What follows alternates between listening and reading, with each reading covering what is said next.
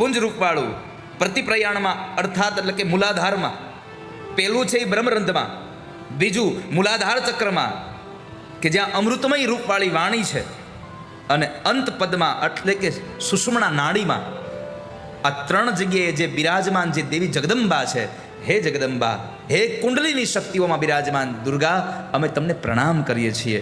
અને એ પ્રણામ કરતા શોનું કોઈ કહ્યું છે, સૂત સૂત મહાભાગ વદનો વદતાંબર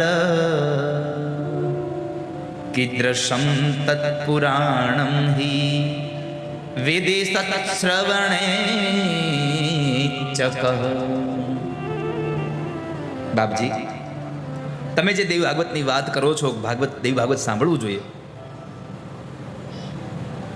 આ ગ્રંથ પ્રાચીન કાળમાં પરાશર પુત્ર વ્યાસજી દ્વારા રચવામાં આવ્યો, જે ભગવાન વિષ્ણુના અવતાર છે.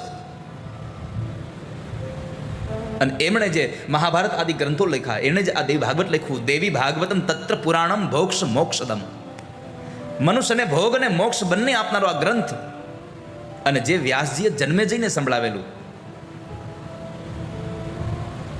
એ દેવી ભાગવત હું તમને સંભળાવું.